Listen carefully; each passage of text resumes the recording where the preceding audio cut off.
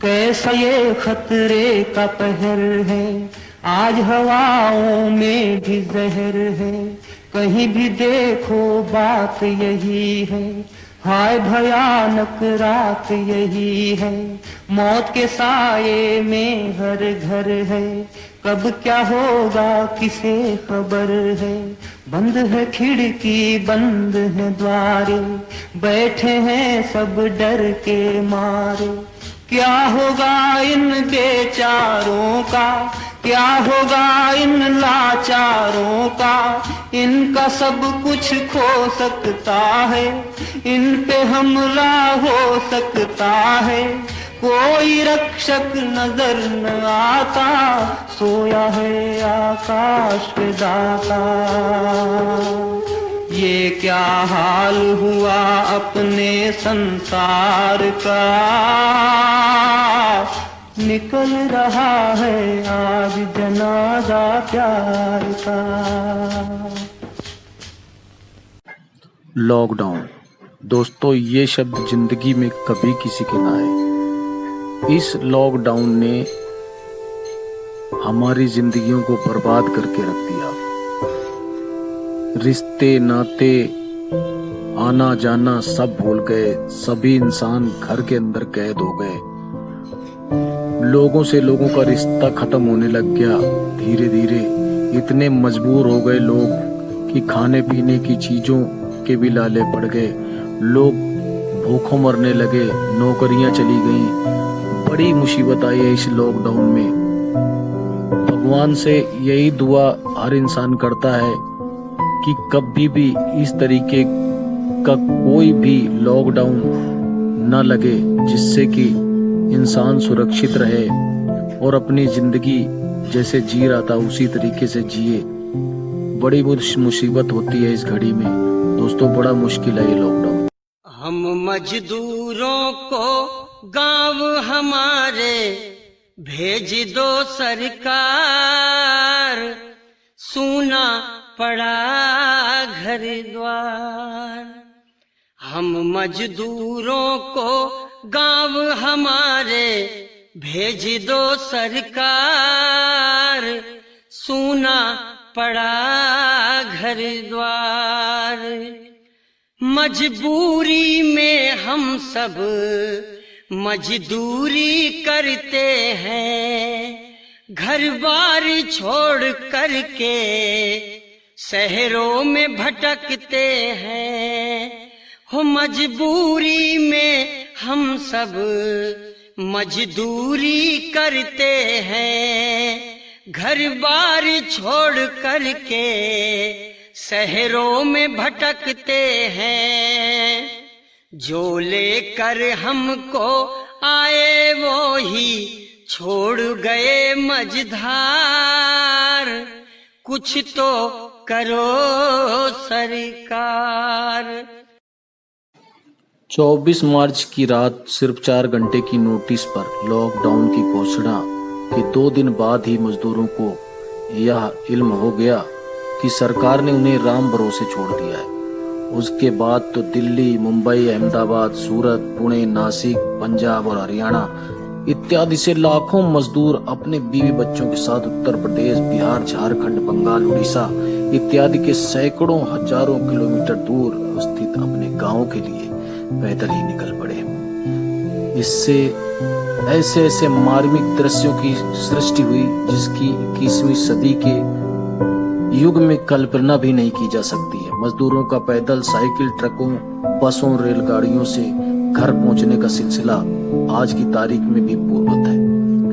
घर वापसी के लिए उन्हें कितनी भीषण कठिनाइयों का सामना करना पड़ा, इसका अनुमान इस बात से लगाया जा सकता है कि इस भयावह गर्मी में भी उन्हें भूख प्यासे 24 घंटे लगातार अपने बच्चों के साथ, अपने परिवार के साथ पर लोग लेबर्स निकल चुके।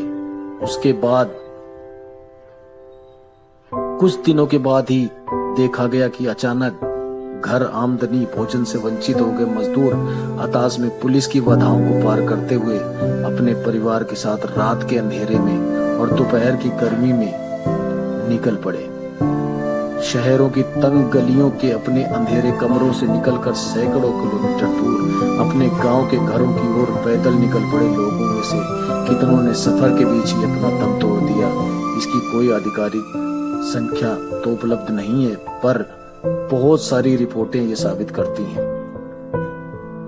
ये आंकड़ा इससे कहीं ज्यादा हो सकता है। डरे, भूखे और हताश ये प्रवासी श्रमिक खुद को अपनी सरकारों की ओर से पूरी तरह बदहाल छोड़ के लिए महसूस कर रहे हैं। अपने बच्चों और थोड़े बहुत सामान के साथ चप्पल पहने सड़कों पर पैदल चलते लोगों के हुजूम का दृश्य दुनिया भर में देखा गया।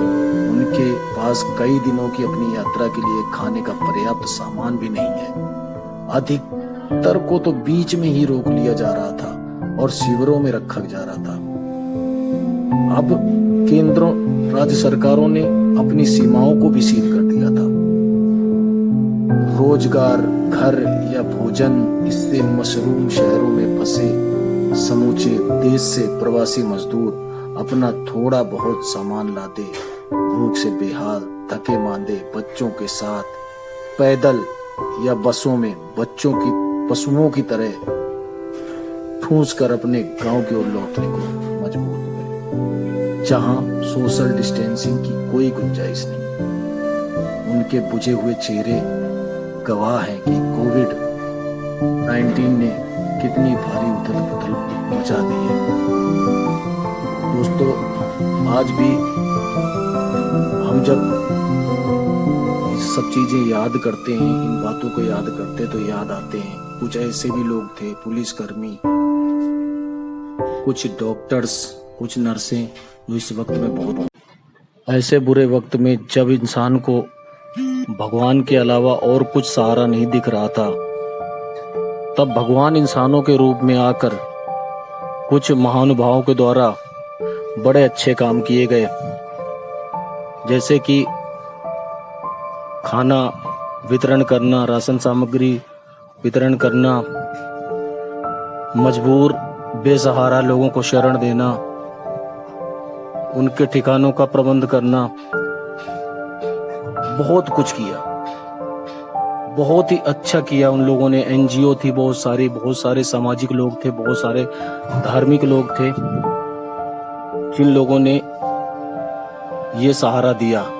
लेबर्स और झुग्गी झोपड़ी में रह रहे लोगों को, बेसहारा असहाय लोगों को मदद दी। इस तरीके के महानुभाव इस जिंदगी में इस दौरान आए, हम उनका अभिनंदन करते हैं। लॉकडाउन के दरमियान पुरानी साइकिल के सहारे कड़ी धूप में अपने बीमार पिता मोहन पासवान को लेकर गुरुग्राम से 1200 किलोमीटर दूर दरभंगा अवस्थित अपने गांव सिरौली पहुंची। ज्योति के साहस और हौसले का डोनाल्ड ट्रंप की बेटी इवांका ट्रंप द्वारा नोटिस लिए जाने के बाद से उनको सम्मान देने में आज वीआईपी और संस्थाएं एक दूसरे से होड़ लगा रही हैं। ढेरों व्यक्ति रोजाना ज्योति के घर पहुंचकर स्टार जैसा ट्रीटमेंट दे रहे हैं। उन पर डाक टिकट जारी हो गई है और विनोद कापड़ी जैसे राष्ट्रीय फिल्म पुरस्कार विजेता उनकी संघर्ष यात्रा पर फिल्म और वेब सीरीज बनाने की घोषणा कर चुके हैं। वहीं एक चेहरा और उभरा इसी बीच में, उनका नाम है सोनू सूद। बॉलीवुड एक्टर सोनू सूद लॉकडाउन के दौरान उन माइग्रेंट वर्कर्स के लिए मसीहा बन गए जो दूसरे राज्यों से मुंबई काम की तलाश में आए थे। लॉकडाउन की घोषणा हुई तो ये वर्कर यहीं फंस गए।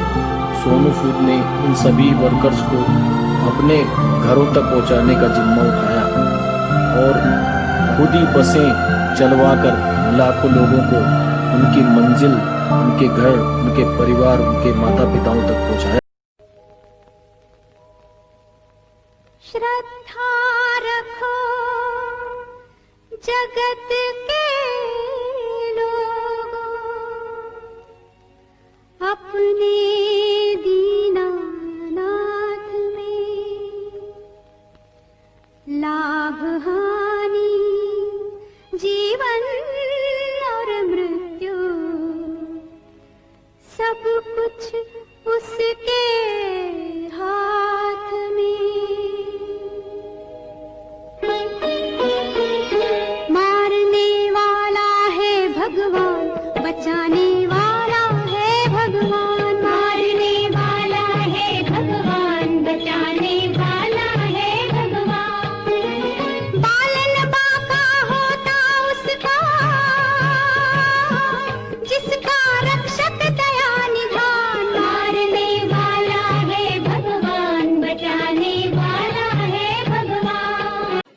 2 महीने की बड़ी मुश्किल घड़ी से, लॉकडाउन से निकल के हम वापस आए अनलॉक में, जिसमें जिंदगी वापस आने लगी। लोग अपने घरों से निकलकर कामकाज की तलाश में चले, अपनी रोजी रोटी देखने लगे। आम जिंदगी फिर वापस से वैसे ही होने लगी जैसी पहली थी। लेकिन कोरोना का डर अब 10% था। जब कोरोना 100% है तो कोरोना का डर अब 10% है। जब ये कोरोना 10% था तो लोगों का डर 90% था।